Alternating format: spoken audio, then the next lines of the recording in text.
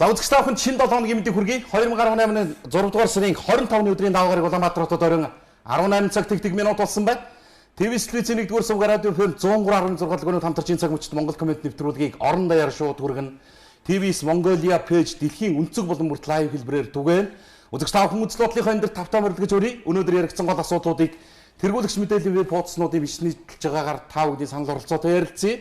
За амралтын өдрөө тухтай юу гэж байна? За амралтын өдрөө тухтай. За хэд хэдэн сэдв агуулгын хувьд бас нэлээд олонний анхаарлын төвд орж яригдах шиг боллоо. Авилгатай тэмцэх газраас ямар ч байсан өнөөдөр хэвлэлийнхэн ээлжид нэгэн мэдээлэлээ хүргэж байна. За энэ удаа бол бас ноцтой гэж хэлж болохоор хэд хэдэн асуудлуудыг ярьлаа. Бас олонний анхаарлын төвд байсан хэд хэдэн хэрэгүүдийг ямархуу байдлаар яаж шийдсэн гэдэг тэр ажлын тайлангаа бас нийтэд дуулгачих шиг боллоо.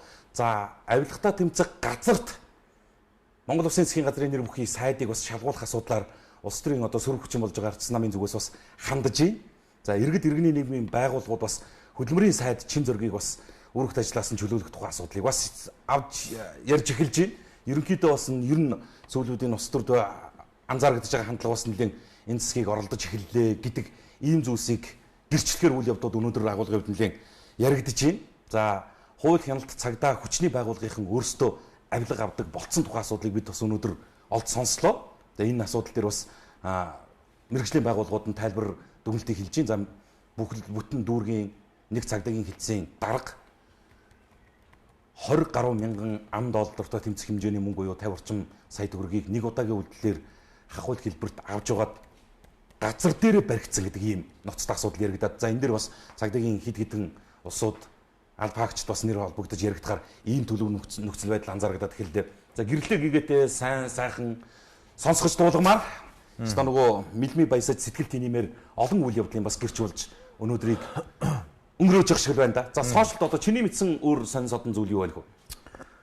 За тэгэл нөгөө нэг улсын хурлын чуулган чинь одоо энэ 7 хоногт завсарлана гэж байгаа. 5 дахь завсарлана. За тэгээд хилцэх асуудлын дараалалд нь 24 асуудал байна гэж байгаа. Ерөөсөө хаврын чуулганы хугацаанд багтаагүй бүх асуудлыг энэ 7 хоногт шийднэ л гэсэн юм ярьж байна. Одоо алхах зохио явуучих юм болов. Тэгээ эргээд дандаа тэрнийхээ араас нэмэлт өөрчлөлтүүд орж ирж байгаа нэг ийм жишгийг үргэлжлэх нь үгүй юу гэдэг ийм зүйл байгаа юм байл. Амчих юм болов? Харин мэдгүй одоо амчих юм болов яах юм бол хэрэгтэй гэснээр хилцэн үсттэй. Өөрсдөө одоо чинь эрх ашигын гэж нэг юм очир дугаарлалт гэж огт нөлөөлөхгүйгээр орж ирж яригддаг болчихсон шүү дээ, хилцэгддэг. За иймэрхүү мэдээллүүдийг үзэгч та бүхэн зөвхөн өнөөдрийн Монгол коммент нэвтрүүлэгтэй хамт байх юм бол сонсон, дуулна. За бас өөрсдийнхөө санал бодлыг бидэнд бичиж илгээх боломж байна. За Монгол комменттэй яаж нэгддэг юм бэ? Албан ёсны хаяг нь аль юм бэ гэдэг ингээд маш олон үзэгчид байнгын асууж байхын TV's Mongolia гэдэг л пэйж байгаа. TV's Mongolia гэж Монгол комментиг онлайнд түгээдэг албан ёсны цор ганцын мэдээллийн гүр байна. За сошиалд. За TV's Mongolia гэж пэйжийг лайктарч нэгдвэл үзэгч та бүхэн бас үзэл бодлоо нэвтрүүлгийн туршид чөлөөтэй ирүүлэх боломж байна гэдгийг дуулгая. За ингээд нэвтрүүлгийг үзэж байгаа үзэгчд маань бас нэг шеэр хийчих. За шеэрлэх юм бол одоо тэр хаягуудыг мэдэхгүй анзаарахгүй асуугаад байгаа улсуудад бас их төхөн болно. Тэгээ үзэж байгаа үзэгчд маань шеэрлээд бусадтай бас Монгол комментиг иймэрхүү хэлбэрээр хүрдэг юм аа. Ингэж сонсдгийг авдаг юм аа гэдгийг нь бас дуулгачвал их таатай байна. За нэвтрүүлгийнхэнд бас Golden Plum-ын залуучууд маань бидэнд бас ээлжид подаркийг илгээсэн байна лээ. Их сайхан одоо уламжлалт тансаг болоод их өдрөөс өдөрт л одоо би тэр төгөлдөж ийл одоо энэ чинь бүр төгс сайхан гайхамшиг руу яваад байгаа юм билгүй одоо. Их л сайхан сэтгэл тэнэгэр байна шүү дээ. Мөрөөгөө хэлэх үү. За. Монгол комментэд нэгтгэцгээе. За тэргүү мэдээллийн тэргүүлэгч вебсайт онлоо цэгийн нүүр утаснаас онцлоё. Галт тэргэнд их амардсан ийм сайхан үйл явдлыг өнөөдөр олдоо гэрчилдэ. За замын үдээс Улаанбаатар чиглэлд явж исэн галт тэрэг байна. Өнгөрөх өдөр буюу 24-ний өдөр Улаанбаатар хотноо ирсэн 285 дугаар галт тэргэнд өчигдрөглөөд тэг 6 цагийн үед буюу үүрээр юм байна. Сайн шандаас суусан зорчигч эмэгтэй хүү төрүүлж 31 дугаар цувааны үйлчлэгч Намжилмаа, Бурмаа, Онон гхийн нэрхүү 3 эмэгтэй их барьж авсан сайхан мэдээллийг оллоо гэрчилж олон нийтэд дуулгадаа. Монголын өрс маш олон болтугай гэдэг сайхан нэрөөлөөр өнөөдрийн Монгол комментиг үзэгч та бүхэндээ хүргэж байгаа юм шүү. За ийм сайхан гэрэлтэй гээгээтэй үйл явдлыг гэрчилж байна. За их хүүгийн бие эрүүл мэнд инх сарвал байна гэж байна. За мэдээлэл тавигдсан, сошиал бас нэлээ явлаа. За монголчууд маань уухад нь дэмжиж байна. Мэрсэр бас улсууд байна. Яагаад ингээд тулцсан байж вагонцууд юм уу ингэж одоо юм болгоны өг хайх гад тэгвэл одоо бид нар чинь дуусахгүй шүү дээ. Хүн л ирлээ штэ Монгол улс их оронд эзэн л ирж байна. Монголын ирээдүйн жолоог атгалзах одоо ямар ч одоо шилдэг хүн ирж байгаа мэдхгүй. За үүрэгт ажилдаа бас өргөсөн тангарахтаа үнж байсан энэ төрлийн албаагчдаар бас бахархаж байна. Яад гэвэл энэ төмөр зам бүх насаар нь зорчих хэрэгтэй болгодог тийм. Тэгдэг баха. Богоноор бүх насаараа зорчдог шүү. Ер нь өмнө нь хизээ үлээ чи битээр ярьж байсан юм аа. 15 он байна уу? 14 он байна уу? 14 онд баха. Бас нэг юм үйл явдал болоод тэр чинь сэлэнгийн галт тэргэнд баха. Тэгэхэд зүгээр богонд төрсөн их хоёр бол тэр өдрөөсөө бол бүх насаараа галт тэргээр үнэтэл бүргүү зорчдог гэдэг тийм мэдээллийг сонсч байсан юм байна. За ийм үйл явдал боллоо. Times цэгийн сайт дээр Монголын циркийн хөгжлийн төвийн 8 уран нуграач олон улсын хүүхд залуучуудын наадмаас Гран При шагналыг хүртэж байгаа ийм мэдээллийг онцолж олон нийтэд дуулгалаа. Энэ бяцхан циркчт маань олон улсын тэмцээнд аватар гэдэг үзүүлбэрээр Гран При шагналыг хүртсэн гэдэг мэдээллийг Times Гой Монгол болондоо байршуулж дэлхийд циркийн урлагийг түгээж явж байгаа энэ залуучууд энэ октод бяцхан дүүнраараа бас одоо энэ мэрэгжил сэтгэл зүтгэлээ зориулан одоо өөрсдөө бүх эрсдэл зардал юмаа дагаад явдаг юм байна шүү дээ энэ залуучууд. Яг үннийг хэлэхэд уран нуграачтай долгодог төсөв санхүү гэж юм төрийн зүгээс одоо харах халамжлах юм хандлага ойлголт бол байдгүй юм байна. Орхигдоод их олон жил болж байгаа. Гэхдээ бас Монголын үндэсний язгуур урлаг дэлхийд Монгол гэж одоо тод хамгаалагдах нэг юм гайхамшигтай үзүүлбэр төрлийн уламжлалтын үндэсний урлагийн төрлийн загламж халаа бол одоо амжилттай бөөхөлөд явж байгаа гэсэн ийм мэдээллийг Times Гой Монгол болондоо онцолсон байна лээ. За өнөөдөр Монгол комментээр бас гадар шороо байгаль орчны сэдвтэй олон асуудал хөндөгдөж яригдана. Ярихаас өөр одоо арга байхгүй юм хэд хэдэн үйл явдал байна. Гэхдээ би бас энэ газар шороо уулуурхайн тухай асуудлыг ярихдаа нин дөрвөнд би бас нэг аятайхан мэдээллийг нь эхлээд дуулах чиг гэж бодлоо. Маш одоо олон урт хугацааны туршид маш олон иргэдийн сэтгэлийг хэмзэглүүлж исэн энэ асуудал бол энэ улаан цутгалан байлаа. Улаан цутгалан энэ амралтын өдрүүдэд урслаа гэдэг мэдээллийг сошиалд бас түгээлээ. Энийг би бас интернет одоо энэ сошиал орчинд орж үзэж харж мэдх юм боломжгүй байгаа. Тэр улсуудаа бас нэг сонирхолтой гэж бодоод Хариуг улаан цутгалан маань уусч эхэллээ.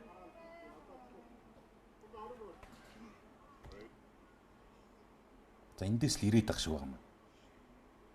Гэр хөшөө орж ирэх хүлээсэн хүмүүс.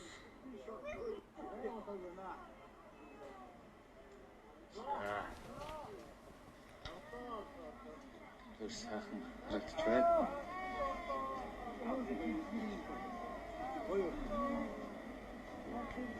Бүр тасарсан байж байгаа бүр шинээр эхэлж байгаа. Тийм, шинээр эхэлж орсож.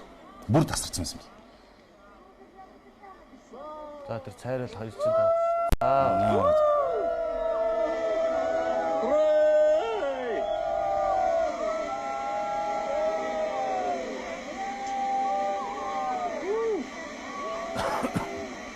гоё ууз. Энэ ус тасарч байгаа л нэг карантин гол бол ус ирж байгаа юм шиг л. За нааш өрөө.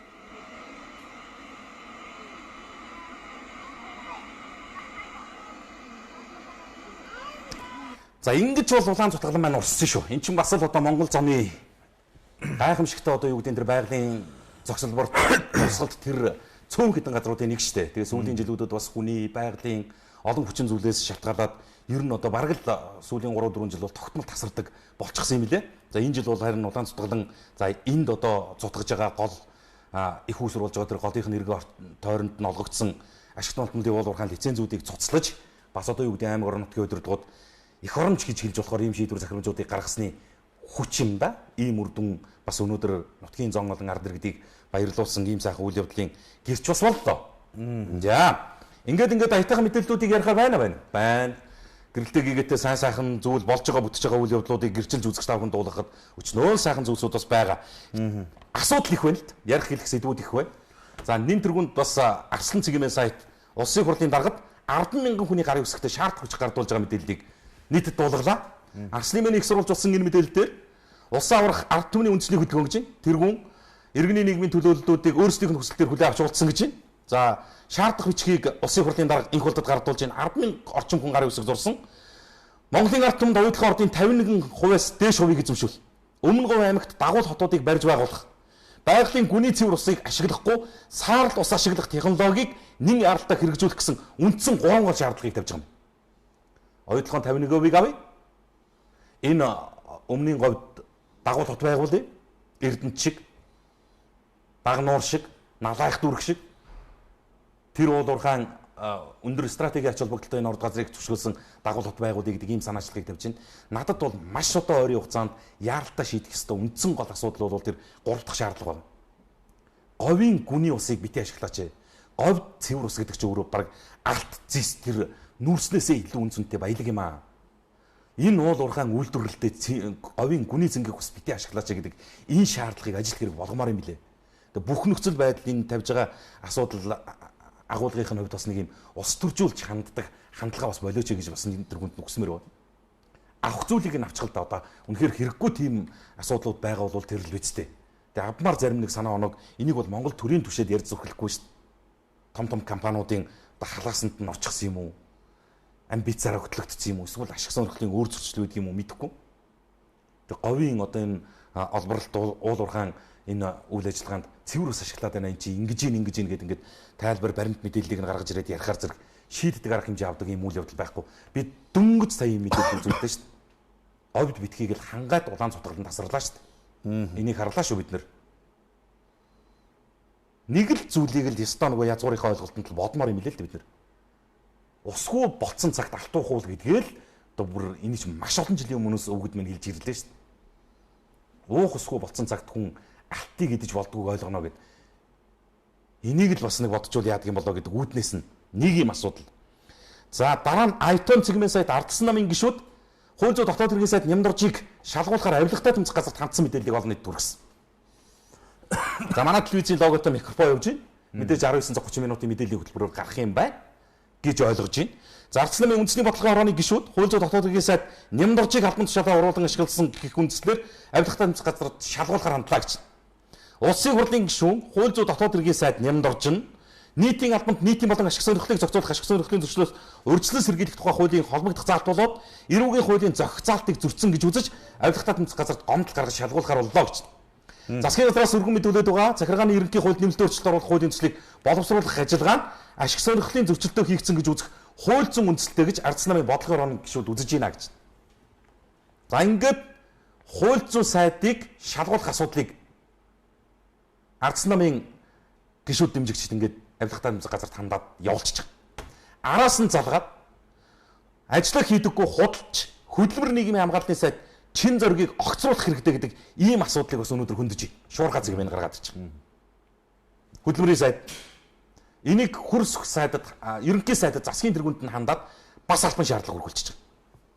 Маш олон зүйл заалттай юм билээ. Хөдөлмөрийн мөлжилгийг халж шудраг үнэлэмж тогтоохыг шаардсан цуглаанд оролцогчдөг.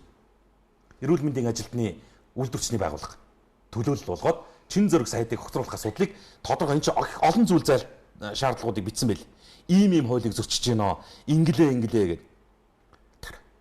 Хөдөлмөрийн тухай хуулийн 3 дугаар зүйлийн 3.1-5 хамтын хилцээр гэж иргэний хөдөлмөрлөх хэрэг түүнтэй холбогдсон хууль ёсны ашиг сонирхлыг хамтран хамгаалах зорилгоор усын хэмжээнд болон тодорхой бүс нутаг засаг захиргаа нутаг зөвсгөрийн нэгж салбар мэргэжлийн хүрээнд ажил олгогч ажилтны төлөөлөгч төрийн захиргааны байгууллагын хооронд байгуулсан тохиролцоог хэлнэ гэдэг ингээд заа. Энийг хэрэгжүүлэхгүй байна гэдэг ихний үндслэл. Зөндөө үндслэлээ. За ингээд танхимын 2 сайдыг үндсэндээ түлхэж эхэлж байгаа ийм хандлагыг харж шít. За гижэтэл араас нь бас яах вэ гэхээр дараагийн асуудал гарч ирнэ. Дараагийн асуудал нь энэ байна. Мэдээ цэгийн сайт дээр байна. Буцаагдсан хуулийн төслийг ажлын 5 өдрийн дотор засан сайжруулах. Дахиад Монголын төрд гадныхны гар хөл байна гэдэг үндслэлийг тодорхой нэр бүхий салбарын сайдтад хаяглаад мэдээ нийтлэл гаргацсан байна. 5 толгой төсөл татварын багц хуулиудыг улсын хурлаар батлуулахаар засгийн газар улаарч байгаа.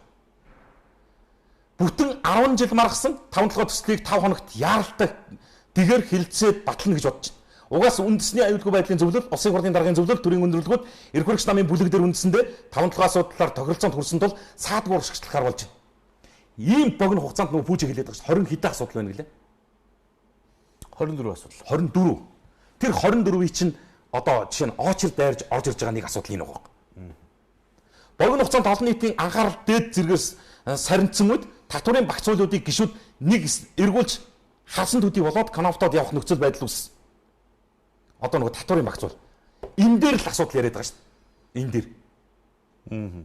Энэ дээр асуудал яриад энэ дээр ажилласан мэрэгжлийн улсуудыг түлхээд магадгүй энэ нөхцөл байдал оюу толгойд маш олон нэр төрлийн татвар төлөхгүй байх ийм үндслүүдийг бүрдүүлж өгөөд нөгөө Иракийн улсын хурлын гишүүн улаан нарын гишүүдэд хаягдсан загтлын одоо биелэлт эндээс харагдж эхэлж шүү дээ. Тэгээд энэ асуудлыг ярихаар одоо яасан гэхээр бүр явн явж нөгөө нөхцөл байдал чинь бүр тис эсэргээр өөр ийм хандлага харагдаад эхэлж байна. Татварын багц хуулинд татварын ерөнхий газрын даргыг оролцуулахгүй байх өөр ашиг сонирхол байна шүү дээ. Магадгүй татварын ерөнхий газрын даргыг маш ойрын хугацаанд үүрэгт ажилласан чөлөөж холдуулах юм шалтгаан үндслүүд хүртэл гарч ирж байна. Их олон асуудал энэ дэр бичсэн байна. Татварын багц хуулиудыг гишүүднийг эргүүлж харсан төдий конфликт нөхцөл байдал үүсэж байна. Огт асуудалгүй сайн боловсруулсан хуулийн төсөл бол яа гэсэн. Наандаж татварын багц хуулиудын хамт өргөн баригдсан аж ахуйн нэгжийн орлогын албан татварын тухай хуулийн шинжилсэн найруулгын төслийг улсын хурлаас засгийн газарт буцаасан. Гэвч ердөө ажлын 4-5 хоногт хуулийн төслөө нухаал засгийн газрын хуралдаанаар оруулж улсын хуралд өргөн барилаа. Сангийн сайд Хүрлбаатарын бие угаасаа өргөн баригдагчтай гэх маазарлаар дахин хилцэгдэхээр болж байгаа хуулийн төслийг гишүүд зөвхөн оюу толгойд зориулсан байна гэж шүүмжилж байна. Хилцүүлгийн үеэр улсын хурлын гишүүн улаан Тэмүүлэн нарын гишүүд уг хуулийн төсөлтөг 11 зүйл заалт шууд байдлаар оюу толгойд татварын хөнгөлөлтийн илт давуу байдал үүсгэхээр байна гэдгийг онцолдог гэж. Ийм л нөхцөл байдал үүсгэж. Нөгөө Макрейгийн загтал чинь яваад байгаа хөөе.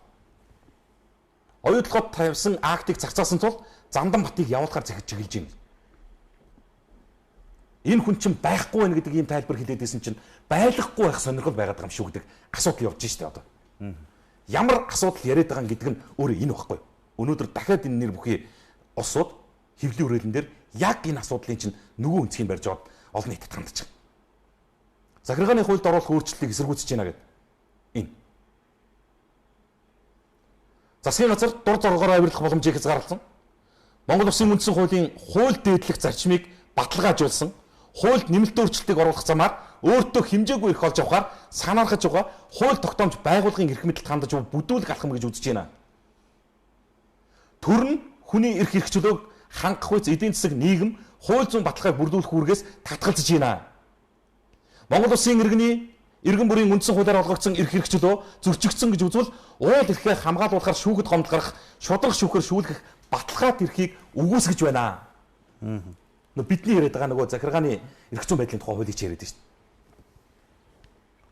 Одоо хүчин төгөлдөр үйлчилж байгаа захиргааны ерөнхий хуулийн 3 дугаар зүйлийн 3.1-7-д засгийн газрын улс төрийн шийдвэр гаргах үйл ажиллагааг уг хууль үйлчлэхгүй улмаар захиргааны хэргийн шүүхэд хянан шийдвэрлэх тухай хуулийн 13 дугаар зүйлийн 13-ийн 2 дуг шийдвэр нь захиргааны хэргийн шүүхийн хянан шийдвэрлэх маргаанд хамаарахгүй талаар тодорхой хууль зүйн зохицуулалт байгаа гэсэн ийм үндслүүдийг тавиад иргэд дахиад засгийн газар шаардлага хөргүүлж байна. Өнөөдөр үндсэндээ Монгол Улсын засгийн газар хөрөлцөхийн тэргүүлж байгаа энэ засаг иргэний нийгмийн байгууллага, иргэд аж ахуйн нэгж байгууллагуудаас үндсэндээ 5-6 ийм дараалсан шаардлагуудыг авч байна. Энэ танхимын сайн сайхан гэрэлтэй гэгээтэй үйл явдлууд бол өч байгааг ч бид дуулгаж байгаа. Жишээлх юм бол газрын тус нефт боловсруулах үйлдвэрийн дид үтцийн ажлууд эхэлчлээ. Гараанаас хөдлөлөө 58 жил дуншсан одоо нефт боловсруулах үйлдвэр одоо л нэг иргэд олон нийтийн хяналтанд баригдчих байгуулагдчих ийм шанс бүрддэг гэдэг ингээл асуудал ярьж хагаад тэнд нэг юм болж хахад энд нэг нь ингээ бүдэржээдэг энэ хандлага бас агуулгын хувьд нэг танхим, нэг засаг, нэг кабинетийн зарчмаар ажиллаж чадчихэв гэдэг ийм эргэлзээг олон нийтэд өгч чинь л. За ингээд одоо улс төрчин нөхцөл байдлуудыг яривал бас яриад байхаар иймэрхүү зүйлсүүд байна. За анд бас сэтгэлээ нэг зэгцлээд ирээрээ. Надад бас ярих сэдвүүд их олон байгаа шүү. За манай аав түргэн 40 жил ажилласан 5 хүүхдийг их өрж байсан шүү гэсэн байна.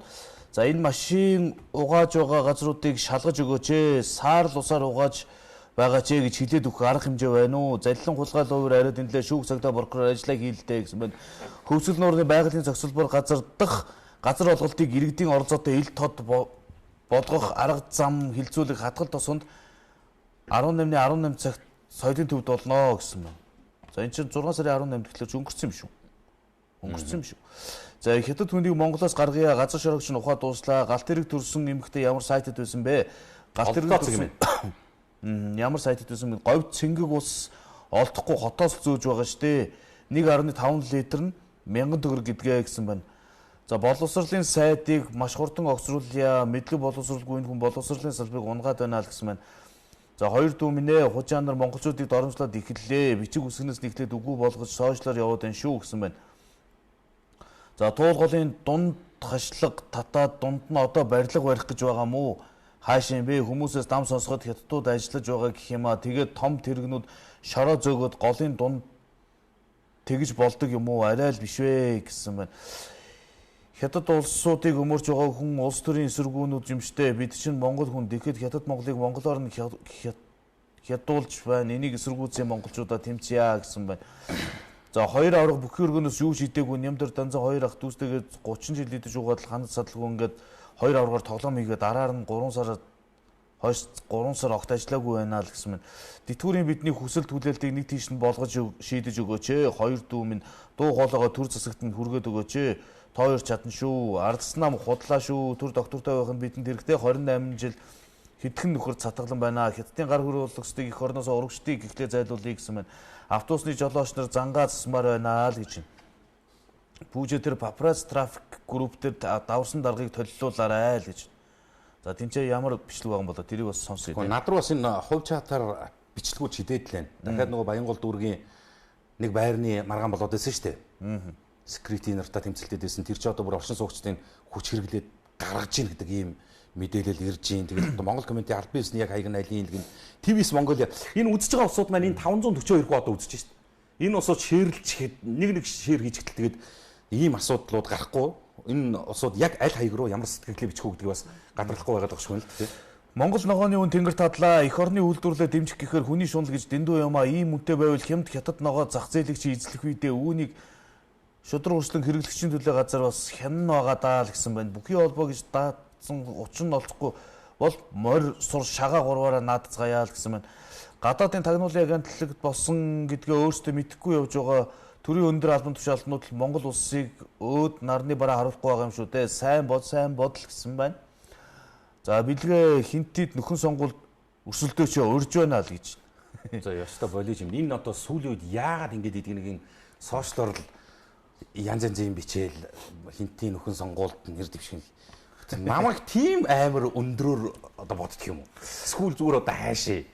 Нэг өөр юмны анхаарлыг ингээд нэг над мчих юм дээр авчирч сарниулдаг юм бүрс гайхал. Махны үн яагаад өсөд байгаа юм болоо? Хоньны мах бүр 7000 гараж явчихж удахгүй бүр 8000 хүрэхнээ энэ талаар сурвалжлаач.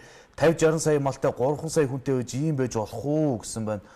Та хоёр хотын дарга Батуулдын хууль бусаар олгогдсон газрыг цуслах тухай захирамж ингээд дээр дарсан цуслав гэсэн тавгийг харсан уу? Монгол тамга арай бишээ. Хужаа тамгал иймэрхүү олон таван гушуутай байдаг.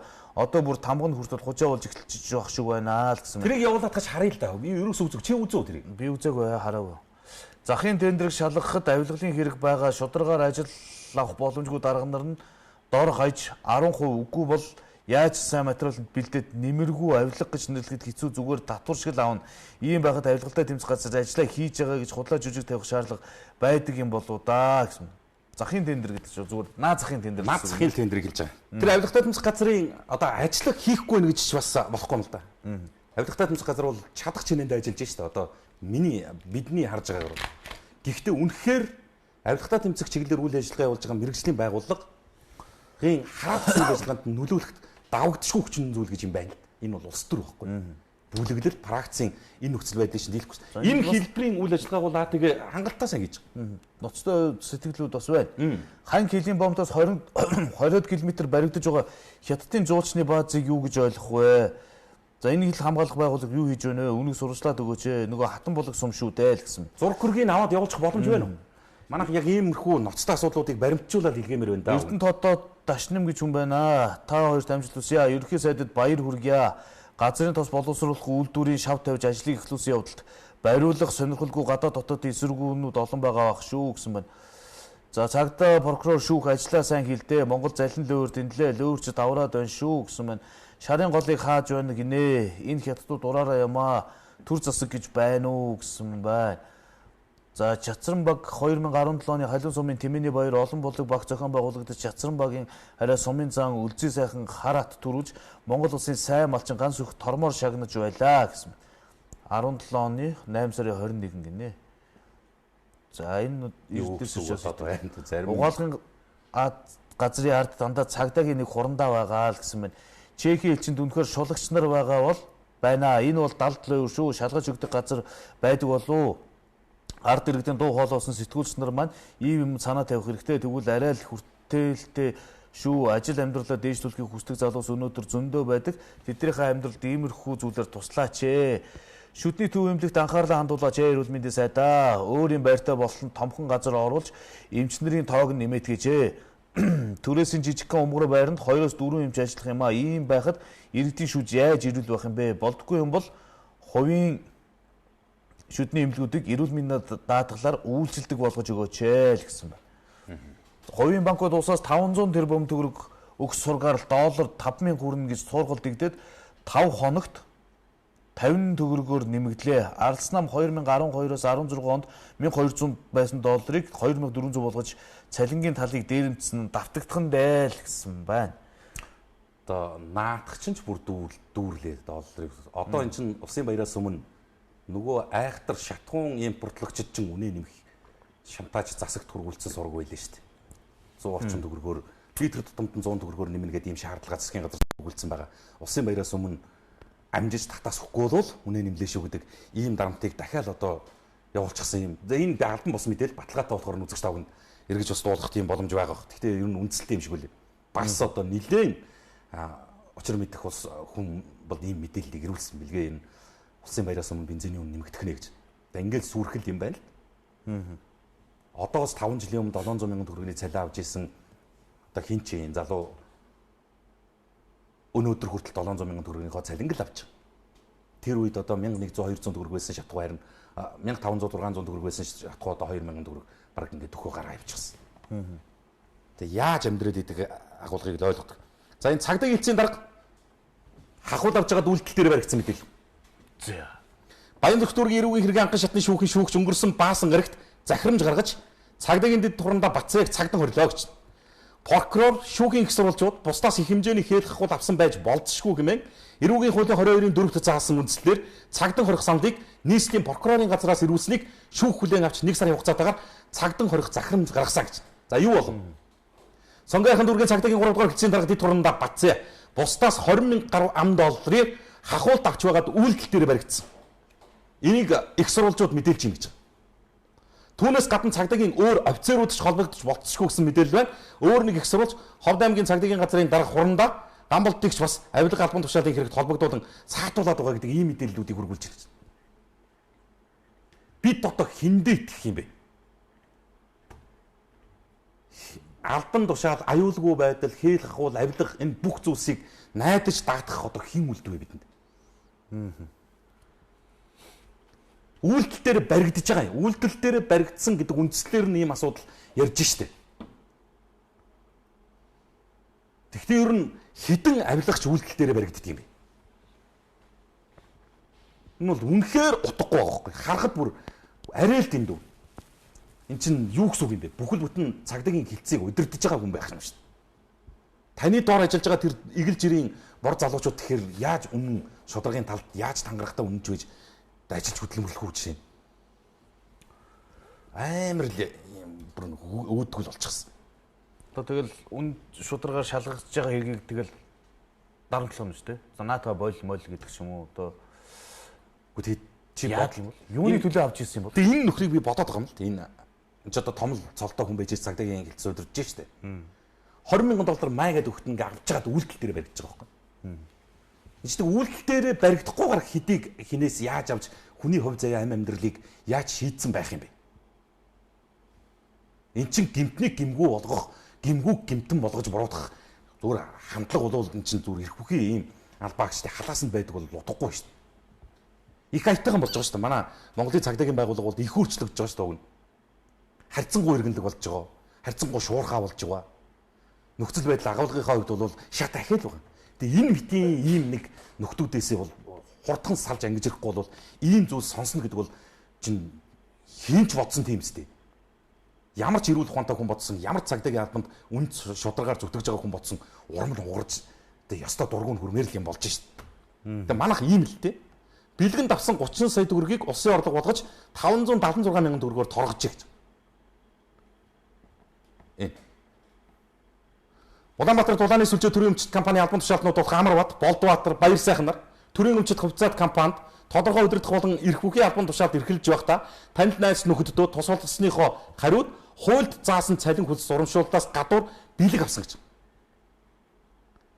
Тэгээ 10 сая төгрөгийг тос бүр гаргуулan улсын орлогод оруулж хөдөлмөрийн хөлсний доод хэмжээг 3 дахин нэмэгдүүлсэнтэй тэнцэх хэмжээгээр буюу 576 мянган төгрөгөөр торох шийтгэл оногдуулсан байна гэж. 30 сая төгрөг авилгад авсан төрийн албаагчдыг 576 мянган төгрөгөөр торгуулдаг. Ийм л тогтолцоо. 120 сая хавхуулыг чинь 6 саяар хааж байна. Тий. Тэр одоо чинь хэдийн ашигтай байх нь. 100-ыг аваад 6-аар торгуулаа явуулдаг бол тэгээ цаана 124 ашигтай бол энэ саналаас хэн татгалзах юм бэ? Би юу гэж хэлэх гээд ирэхээр зэрэг авилгатай тэмцэх чиглэлд энэ явж байгаа хууль журам бүх юм чинь үнэхээр хөгийн инээдэм юм байна. 30 сая төгрөгийн авилга авж байгаа албан тушаалтнууд 576 мянган төгрөгийн торгуул төлөх юу юм бэ?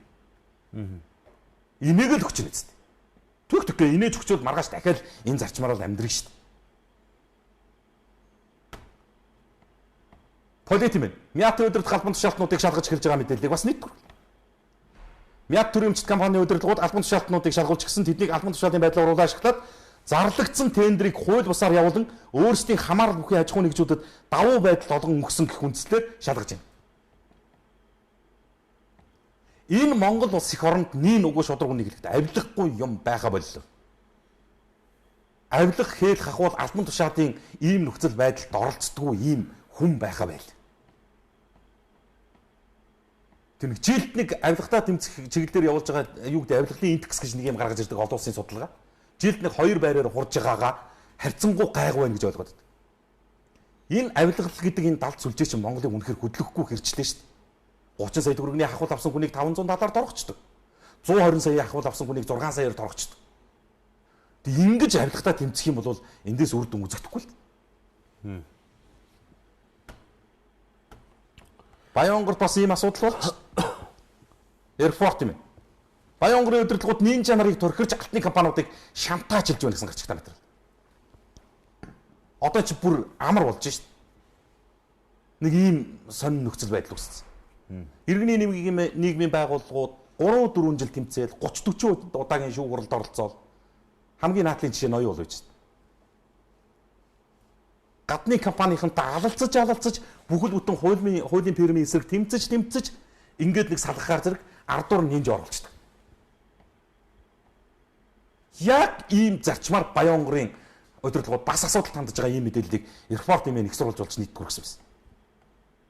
Их хэмзэг би мэднэ Баянгорын удирдлагууд бол их хэмзэг ийм асуудал дээр. Тасгээл цагтаа шүүх болоо явчихдаг. Одоо тэгээл явна биз энэ нөхцөл байдлыг чинь баримттай бичсэн байж байна. Баянгор аймгийн жаргаланд сумд орших Jump компани нутгийн нин жанр дарамтлаж улмаар Jump компани орон нутгийн удирдлагуудтай буруу замаар найзлах болсон гэж. Компани захирал нь шүүхийн шийдвэрээр битүүмжилсэн талбайнуудаа нөхөн сэргээх нэрээр ашиглалт явуулж алт тухсаар байгаад аймгийн удирдлага харсан ч хараагүй мэт ажилласаар байна. Учир нь тэдний шантаажинд орж өгөх ёстой зүйлийг өгч тохирсон гэж. За үүгээр барахгүй одоо Баянгор аймгийн удирдлагууд энэ нөхцөл байдал дээр одоо эн чинь тэгээд аль аль талдаа ихийн эцээхгүй тугдын турахгүй гэдэг шиг юм болж шít. Та нар компани ухаж болохгүй гэж байгаа бол тэгвэл хувь иргэдийг оруулж ихээр яад ингэдэг ийм хандлагаар явж яана л да. Олон жишээ байгаамаа. Энэ зөвхөн Баянгор биш. Би нэг зүйл нэг нөхцөл байдал нь ийм болж байна. Энэ яг энэ дээрээ тулах юм бол компани ухах нинж авах хоёрыг ялгаа юу юм бэ? Адилхан л ухаж байгаа юм бол.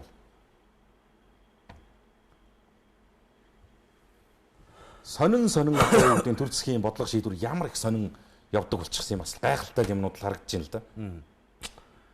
Захиргааны хуульд өөрчлөлт оруулах гэдэг эсэргүүцэд байгаа асуудлыг харсан уу? Тий, харин би түрүүн нөгөө ярьсан асуудал ба шүү дээ. Энтэй ч холбоотой зүгээр энэнийг хүмүүс янз бүрээр харж байгаа шиг байна л да. Одоо жишээ нь нэг түүснийхээ газрыг төр тураалгачихсан. За ингээд төрийн гаргасан шийдвэр болгоно. Эргэж ямар нэг байдлаар хилцэгдэхгүй болж байгаа юм л да. Төр одоо би төрөө чи иргэн байлаа гэхэд за Батүлгийн энэ компьютерыг нь хурааж аваа. Чи уурлаад төрийг шүүхэд өгөх ямар ч хэрэгцээ боломжгүй болж байгаа. Нэг юм байдлаа. Хамгийн энгийн жишээ байхгүй юу? Сонгуул болдог тий. Одоо дахиад 20 оны сонгуул болно. Сонгуул болдог, сонгуулийн дараа за ер нь ойролцоогоор бол нэг 150-200 мянга орчим төрийн албаагчдын юу гэдэг ажил албан тушаалын оронтоо хөдөлдөг гэж. Хөдөлдөг. Цөөрдөг буурдаг гэсэн үг шүү дээ. Өөрөөр хэлэх юм бол нэг сонгуул болгоны дараагаар ажиллаа хийжсэн 200 мянган хүнийг халаад оронд нь тэр намын ариалтаа ч юм 200 мянган орчим хүн тавигддаг байх нэ тэ. Нэг даргыг томилчин тийм үү? Нэг намаас томилчин тэр дарга очисон газараа өөрийнхөө бага бүрдүүлж ийн гэж хэлээд баахан одоо халааслага хийдэг байхгүй. Ажлаасаа үндэслэхгүйгээр, шалтгаангүйгээр халагдчихсан иргэн шүүхэд гомдол гарах боломжгүй болчихж байгаа юм. Зүгээр л ингэхэд л маш тодорхой ойлгогд. Би лизингтэй. Өөртөө зээлтэй. Надад одоо юу гэдэг энэ төрлийн албаны 5 төгрөгийн цалингаас өөр энэ ипотека үргэлжлүүлж төлөх их усэр байхгүй. Ажлаас харагдах надад үндэслэж ятгаан байхгүй. Гэт ингэхээр зэрэг энийг хаана гаргадаг гэхээр захиргааны иргэн шүүхт гаргадаг одоо энэ гомдол чинь байхгүй болчихж байгаа. Ердөө агуулгын тэр л юм л та. Тэгэл ийм хуулийг л одоо наадмын өмнөх нь дайруулах гал үзээд байгаа нэг юм сураг гараад байгаа. Тэгээ энтэй чинь холбоотойгоор л яг яагаад энэ хуулийг чинь ингэдэг юм бэ л дээ. Энэ хуулийг өөрчлөх зайлшгүй шаардлага ийм байна. Ийм шаардлагууд байна гэдэг зүйлийг л оруулж ирдэг юм байл. Тэгээ тийм зүйл нь байхгүй мөртлөө энэ хуулийг өөрчлөнө гэдээ дайраад байгаа нь нөгөө нэг том хөвчлөлөөч чинь оршил явж юм шүү. Мятыг хөвчлөлаа. За өөр юу гэж төрийн банк энэ тэрийг хөвчлөлаа гэхлээр энэ хөвчлөл чинь буруу байна, хууль зөрсөн байна гэд иргэн хүн шүүхэд хандхлаар зэрэг тэр хүлээж авахгүй. Уга хандах ч ирэхгүй. За тэгээд дараа нь бид нар алдаатай хууль гаргасан байж тээ. Хуулийг засъя гэд. Тэрний дараа аль хэдийн нөгөө том объектууд ч хувьчлагдсан байх нь байна. Ерөөсөө л нэг ийм дүр төрх явагдаад байгаа юм биш үү? Олон зүйлсүүд л байгаа юм л да. Би юу гэж хэлэх гээд байна гэхээр үзэгчдийг энэ нэг цөөхөн хэд хоног байгаа юм. Одоо нэг хэд хоногийн их хурлын жуулган завсралах нэг энэ 7 хоног л биш үү ажлын. Энэ нэг 4 өдөр Монгол төрийн үйл хэрэгт бүр онцгой анхаарал хандуулаач. Иргэн бүр үүрэг хүлээж байгаа гэж ойлгоо. Эх орон сэтгэлээр хандаач асуудалд. Энэ 4 хоногт цаадуул чи яг бүтэн жил нөөсөн бүх новшин юм хийх гэж байгаа байхгүй.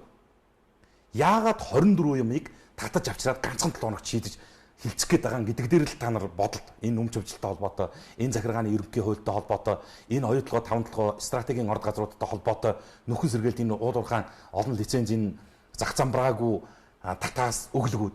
Яагаад энэ 4 хоногт багтаж арилжааны банкудад Монголын төр 500 тэрбум төгрөгийн татаас өгч байгаа юм бэ гэдэг хүртэл ердөө наадам найр нэг ийм аваргуудын хэрүүл нэг ийм бүхий өргөний карате энтрийг үзүүлж ийм сенсацаар зогж яг үнийг хэлэхэд монголчуудын анхаарлыг л баг зоригтой юм шиг өөртөө чинь аваа явчихж шээ. Ингэж байгаа л ардуур нь яг нэг чон борооноор гэдэг шиг ийм хулгайч нохоо шиг ийм хандлагаар энэ төр ажиллах гэдэг юм аа. Энд дэр би бол иргэдэг маш их өндөр анхааралтай байгаа чи энэ бидний ирээдүйн хувь заяа нэг үр хүүхдийн хувь заяа яригдж байгаа асуудал шүү л гэдэг үднэс нь хэлээд байгаа байхгүй юу? За тэр авилга өгсөн мөнгөн дүнгийг нь улсын орлого болгон хураан авч торгуул ногдуулдаг гэсэн бидтэй үгүй юм уу гэсэн байна. Энэ лөөвөрчд эндэж байна. Их хэмжээний мөнгө лөөвөрчд одоо батлан даалтан гадуур явж байна. Ялаа авахаас хойно юугаа өгөх юм гээд явж байна л гэсэн байна. Та хоёр хаалга яаж онгойлгож байна даа л гэж байна. Юу гэсэн үг вэ? Өшгөлж онгоолж байгаа юу, түлхэж онгоолж байгаа юу гэж. Манай хаалга чинь тэрнээс бол жоох эсрэг тийш онгоод юм л. За энэ холдыг улсын хурлын дараагаас огцруулахгүй бол хоёул лоббины үлээс салахгүй. Арт төмөө огцор гэдэг хад улс төрийн ёс зүйтэй хүн бол зайгаа тавиад өгсөн баймаар да. Баяр цогт засгийн газрын хэрэглэх газрын даргын суудлаа өгч хуурч байсан шиг энэ холд морин спорт уяачтай холбооны даргын суудлаа өгсөн болоод улсын хурлын даргын суудлаасаа салахгүй юм аа. Арт төмөндөө ингэж адлагдлан суусаар байгаа нь Монголд улс төрийн ёс зүй гэж үнэхээр байхгүйг харуулж байна. Түтгэлзэж байгаад 60 тэрбум архлын бичлэгүүд газрын 8 энэ төр шалгуулж хэрэгтэй штэй л гэсэн байна. Бүгчүүд гэж балаа юмнууд улс их орны хөгжилд ямар нэмэртэй юм бэ? Тэгээд энгийн ард түмнээс тансаг амьдардаг гэсэн байна. За энд одоо чадлаар амьдарч байгаа хүмүүсийг одоо яах вэ? Хөдөө орон нутагт байгаа цагдаа нарт яаж хяналт тавьдаг юм болоо? Хотоос хол гэд хууль дүрмээс хол гэж боддог болтой. Зарим цагдаа нар арай даварцсан байна да. Мөрцөө тайлбал иргэн шүү та гэсэн байна. Баян үлгийн аймгаас алга болсон хүүхдийг хятад хүн тариад аваад явж байхад нь өнөөдөр үлгийгөөс гарах постн дээр цагдаа нарт баригдсан байна л гэсэн байна. За энэ мэдээллүүдээ бас баталгаажуулаарэ. 60 тэрбумын толгойлогчийн хөлдийг барьж өрөхгүй бол над авилгачин зогсохгүй. Бүгчүүд ард түмний хайрыг дааж амьдраарай. За Завхан аймгийн дөрвөлжин суманд алт их ухаж байгаа нинжа нарыг мэдсээр байж мдээгүй царайсан аймаг сумын удирдлага цагдаагийн бие бүрэлдэхүүн байх юм аа л гэсэн байна. их хурлын гишүүдийн утасны мөнгө 35 тэрбум болдог гэж бичсэн байна лээ. Тийм учраас их хурлын гишүүдийн утасны мөнгийг хасаад эмч багш нарын мөнгө нэмж болох юм биш үү? Бас бензиний мөнгө байна гэсэн. Улсын хурлын гишүүд чинь өнгөрсөн 2017 онд 21 тэрбумаар гадаад айлчлал хийсэн байсан шүү. Тий, 34 тэрбум төгрөгөөр утсаар ярьсан 21 тэрбум төгрөгөөр гадагшаа явсан гэд нийтдээ 55 тэрбум төгрөг зөвхөн утас гадаад томилт хоёрт нь зарцуулагдсан байна. 55 тэрбум төгрөг гэдэг нөгөө хүүхдийн мөнгийг 100% долгох 12 тэрбум төгрөг. Өшөө дээр нь одоо багш ажилчдын цалинг нэмэх нөгөө үндсэн 50 тэрбум төгрөгийн чинь бараг тал нь гараад ирж байна шүү дээ. Дургууд хүчгүүлт хэрэггүй гэсэн юм бол бараг наа зодоод ч хийхгүй хүмүүс л байгаа байхгүй. Манай Монгол ялна гэдэг ард түмний итгэлийг олд сонгогдсон ерөнхийлөгч юу хийгээд байна вэ? Их орон нь их л хэцүү байдалд ороод байх юм аа гэсэн байна. За лайв магс хүмүүс шулгаа болоо хэдэн сая төгрөгөөр ирүүл болно гэсээр байгаад бүр дордуулж байна. Яаж мөнгө олж авах вэ л гэсэн байна. Сошиалор шүүгээд байгаа папарацци трафик групп дээр патролтой дуракийг олон нийтэд үзүүлээч. За чи захиа уншуу. Би тэрийг нь хайгаад үзэх үү. За тэгье. За бэлгээ бүжээ нарт гэсэн энэ загтал байгаа юм. За миний бие 5 ам бүлгийн хамт Аранга аймгийн Эрдэнэ сумын Үлзий багийн Хуурай гэдэг газар хаварж иж байгаа. 2018 оны 4-р сарын 12-ны өдрийн 10 цаг 15 минутын үед шатаж байгаа гадаас улаан гадаас 5 сартай хүүхдээ 20-30% шаталт гүн 3-4 үе байдалтай авч анхны тусламжийг Эрдэнэ мандад орж эмч нарт Аранга аймагаас Улаанбаатар хот руу цаг агаарын хүнд байдалд 24 цаг ухаангүй хүүхэдтэй явж гэмтэл сувг судлалын төлөнхийн тасагт ирж сайн эмч нарын ач буйнаар 3 удаа хагалгаанд 21 хоног ухаангүй байсаар сар гаруй болоод эмнэлэгт авах бүх арга хэмжээ авагдаж цаашид Монголд ч ямар ч хэмжлгээгүй тул Солонгос улс руу гоо засгийн ямар эмнэлэг ямар зардлаар хагалгаанд ордог талаар судлаж холбоо барьж бидний амьдралд гүн тусалцаа үзүүлнэ үү хүүхдийн эмнэлгийн түүх зургийг бас авсаргаад явуулдаа гэсэн ийм иргэн хандсан байсан. Тэгээд энэ мөнх гэрэл пүрвсүрэн нар гэж байгаа. Утасны дугаар харин бичиж ирүүлээгүй байгаа юм. За тийм мэддэг улсууд энэ нутаг орных нь улсууд бас мэддэг бол хилээд өгөх байлгүй. Тэгээд энэ довг нь бас манай төлөнхийн тасгийн эмч нар чадах бүх юмнаа л хийсэн гэж юм л та. Тэгээд хүүхдийн амь насыг аварсан. Жисэн тийм 3-4 үеийн гүн төлөгдөлтэй байсан нөхцөл байдлыг зассан. Гэхдээ бол нялх амтан. Тэгвэр ийм болчихсон юм байна. Тэгээд энэ чиглэлд бас мэддэг улсууд байвал энийг бяцхан хүүхдэд цөмөрөө тусалцгаая гэж л уриалж байна. Энэ чиглэлээр үйл ажиллагаа явуулдаг одоо Солонгост бол маш олон залуучууд ажиллаж байгаа, амьдарж байгаа, сурч байгаа, хөдөлмөрлөж байгаа. Тэр улсуудад мэдсэн дуусан зүйл байвал бас энэ ээж хоёр туслаад өгөөч гэдэг ийм сэтгэлийн загтал бас Монгол комментэд хандсан юм байна.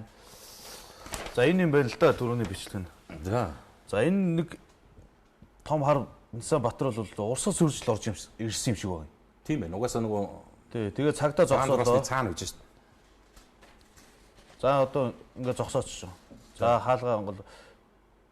За тэгээд ингээд малгайг нь унтал юм шидээд тэгээд ингээд гიშгэ яваад гэж. Сонкороо юм шидэж явчих байгаа юм тий.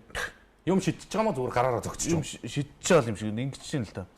Ажлаа хийж явсан төрийн албан ягчийн бие талдаж элдвэр доромжилж бичиг баримтаа нүүрлүүн шидэж яваад өгөхийг харлаа гэсэн байгаа байхгүй. Тэгэхээр бичиг баримтаа шидчихэл яваад өгсөн юм шиг. Зөө. Одоо хэд гисэн ямар дугаартай Батрал байсан юм бол дөө. За нэвтрүүлгийн ма цаг өнгөрч байгаа юм байна. Дуусч байгаа юм байна. Тийм байна уу. За. За энийг тэгвэл маргааш уншия та. За Монгол коммент нэвтрүүлэг даваа гарагийн дугаарыг үзэгч та бүхэнд хүргэлээ. Бидэнтэй нэгдсэн нийлсэн санс сэтгэлдээ бичсэн ирүүлсэн үзэгч та бүхэнд баярлалаа. За өнөөдрийн Монгол комментээр яригдсан олон асуудалд бас авах гэх ухаанаар хандаарай. Маргааш мегмар гараг 18 цаг тэг минутын энэ дээрээс Монгол коммент нэвтрүүлэг бидний хүлээж байгаа. TVS Mongolia пэйжид лайк дарж нэгдэн. За энэ мэтэр одоо манай пүүжид санс сэтгэлдээ цензур үйлгээх боломж байна гэдгийг тодотгоё. Урайхан хэлээд өндөрлөх үү? За тэгээд дараа ардлын бичлэг нь байгаа юм тий. Тийм байна. 2 дугаар ингэ энэ. Угаасаа урсгал зүрх юм биш үү? Урсгал зүрхэл тавьчихсан. Тэгэд энэ одоо тэр цаанаас нь харагдаж байна л та энэ. Усын дугаар нь харагдаж шүү дээ. Тэгээд 44 гэж. Энэ одоо тэр доор бичиг баримт нь унтсан байгаа. Юу юм маягтай юм уу хайшин. Тэр бичиг баримт нь унтсан. За одоо тэр нэг цагтаа ирээд авч байгаа ч бичиг баримтыг. Тийм байна. За бичиг баримтаа ирээд авлаа. За тэгээ яг түрүүний бичлэг одоо ингээд нэг ухс игээд тэгээд яваад гэж. Нард нь цагдаагийн алга тэрмийг байгаа гэж таахгүй. Төрийн албаг цагдаагийн нэр хүнд ингээд унтсан юм. Дарга нарт хууль үйлчлдэг юм. Чөт яасан сони. Лагийн тий. Одоо лаг л гэж л бодож байгаа. Одоо тэгээ ямар хариуцлага тооцох юм те тэгээд. За ураг эхлэе. За. Цаг болцсон байгаа шүү. Монгол комментэд нэгтгэе.